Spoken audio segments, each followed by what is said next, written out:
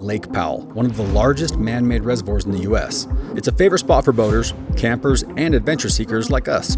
Aircraft aren't allowed to land anywhere on or near the shoreline since it's a national park. But here's where it gets fun. Landing on a boat, well, that's perfectly legal. So we decided to get creative and build a custom barge specifically designed to land my Blackhawk helicopter. Spacious enough to safely accommodate the Blackhawk and sturdy enough to handle the lake's ever-changing and highly unpredictable conditions. These right here are some of the biggest pontoon logs I've ever seen in my life. We had them custom built specifically for this project. You can go pretty much lake, ocean, anywhere, which is why we had these 56-foot long pontoon logs designed specifically for a 20-foot wide, 56-foot long barge. This is gonna be one badass machine. And then we're gonna take it down to Lake Powell, land a helicopter on it and test it out. Buckle up, this is gonna be a fun one.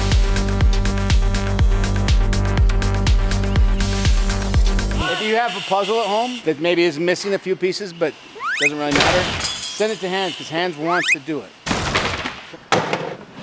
He'll put it together for you and then probably send it back. He may not send it back, he might keep it, but this fits there. Perfect. AVD always comes to find me with the more randoms idea, the more craziest idea. Literally, he comes and put it on the table. Item, we need to build this. On this case, for example, I got a text during nighttime. It was like 9 o'clock in the nighttime, and he just texted me, hey, we need to build a 20 by 56 feet platform for my Blackhawk. My answer is always, when do you need it? I never say no, I never say excuses for anything. I'm not a no guy, I'm never gonna say no. We haven't found our limits, he knows that. It's not as hard as it looks, it's just big. It's crazy that this is normal for us, but this is not normal.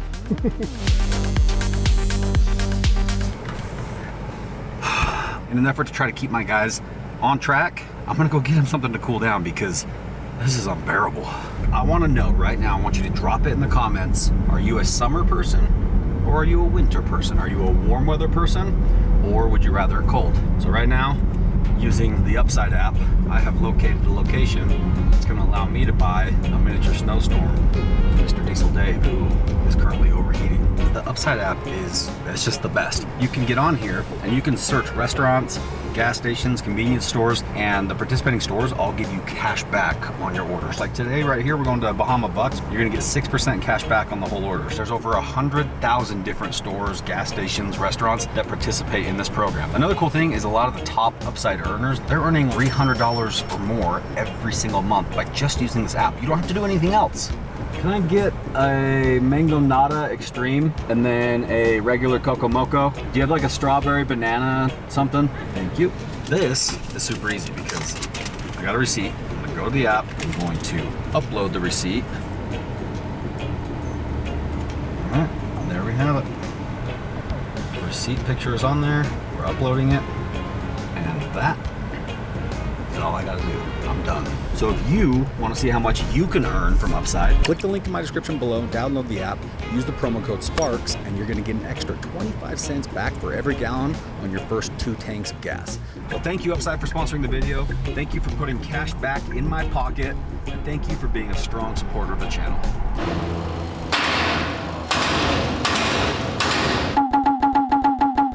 Seats for the backside of it. I mean, we want them to be low profile so they weren't like just catching a ton of air, because they had 4 different sections that would open up to have cubbies underneath, especially on the one section that had 3 opening up all right next to each other, and yet they were on angles, keeping it where there's clearancing. And then of course having to have the cushions on them. You know, we had it all together, thought it was good. As soon as we threw the cushions on the top, it adds an extra 3 or 4 inches that you have to allow clearance for when it's opening and closing. Watch your head.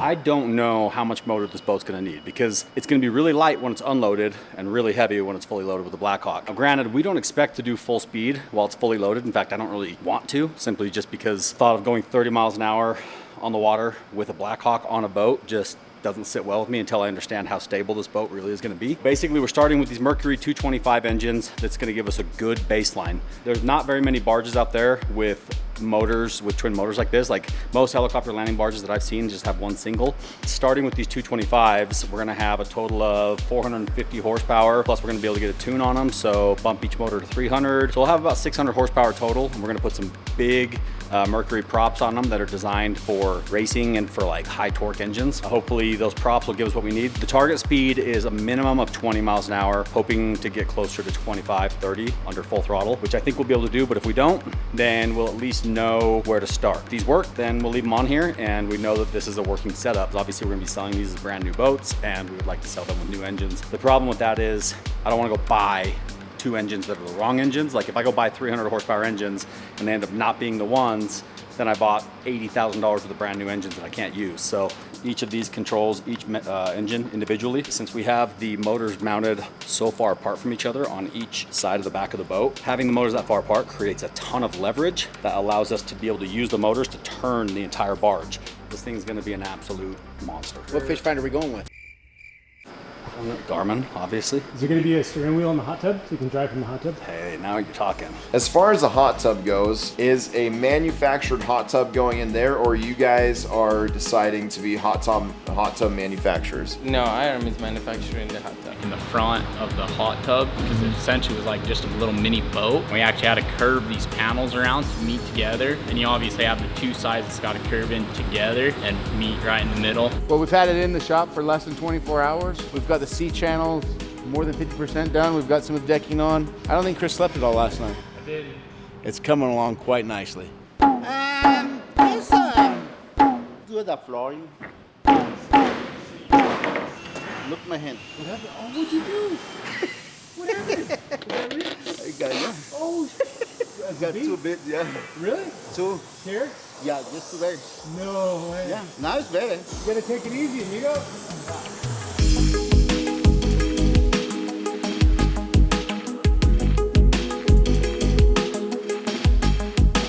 We don't have a name for it yet. It's really frustrating. People keep asking me like, hey, what are you gonna call it? And I'm just drawing a blank.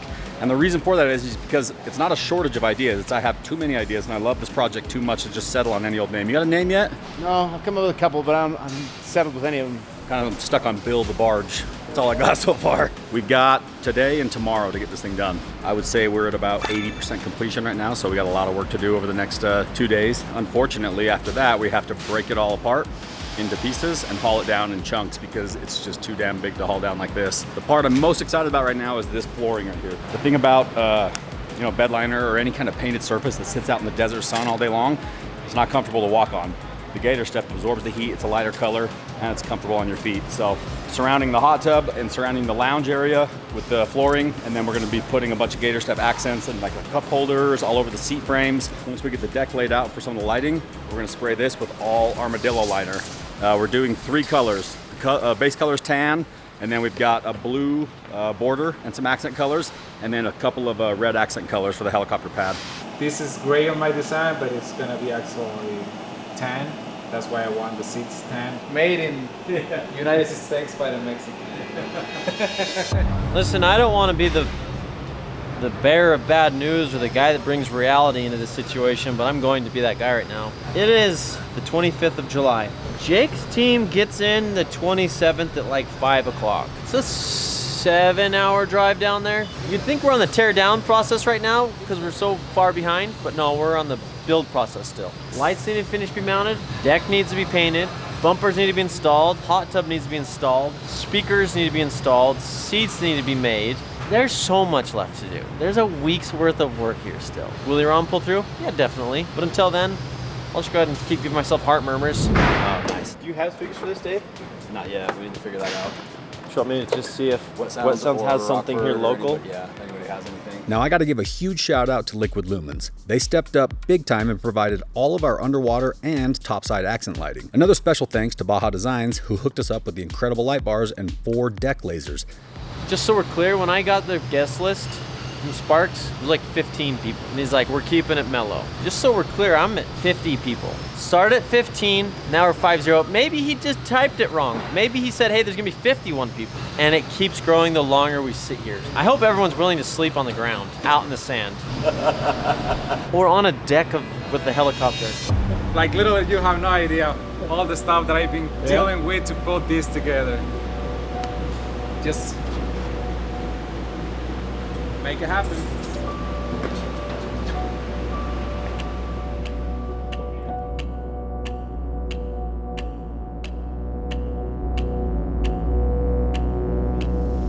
Anyway, we have prepped and we are ready to spray the Armadillo. The wrap is on. You have the perfect SMCO Marine logo right there with the cool jagged rock mountain look all the way around on both pontoons. The seating is in. They're wiring everything up underneath. Gator step is starting to go in. It's already up on the driver's console. Plastic goes right across the line. Everything in the back is Gator step. Everything in the front is going to be Armadillo liner. Everybody's here wants to try and get everything done. Some people are starting to step on each other's toes. We're gonna spray the Armadillo as fast as we can so we get the welders back in to finish up the liquid lumens and get the back deck figured out. Figured out. Struggling. Anyway, glad you tuned in for this update.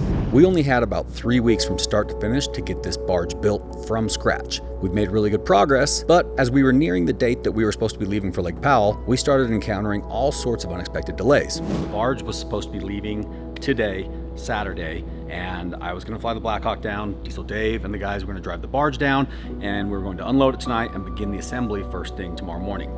Unfortunately, the boat's not ready to go yet, and the last thing we want to do is rush it out of the shop and have there be issues with it when we get down to Powell. So I've made the decision to let the barge stay at the shop and have the guys continue working through the rest of the day to finish up whatever little odds and ends are left, and then they'll load it up tomorrow morning, drive all day, and arrive at Lake Powell tomorrow night.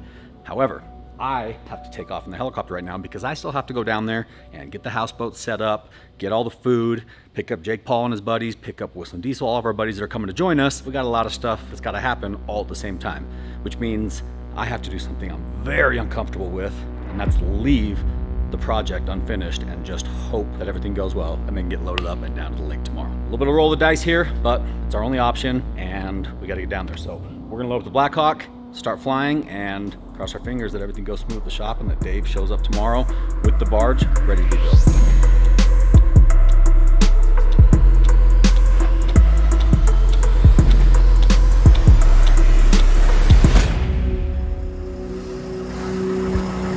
Lake Powell or bust. No sleep till last thing. Only like 15 hours late. I mean, we had it felt like no time to do like the biggest build ever. We had dinner at the shop. I think I was living on energy drinks. That whole timeline of that span of that week, time almost like, it was just like, don't look at the time, you don't want to know the time. We were tired, we were putting lots of hours. Through the day, through the night, not eating, not sleeping. Probably drove easily 3,000 miles. We're just doing what we love, and at the end of the day, this is why we're here. It's all about the adventure. We have the right people working with us. We all work together, we all work as a team, and we love what we do, and it's just flows natural.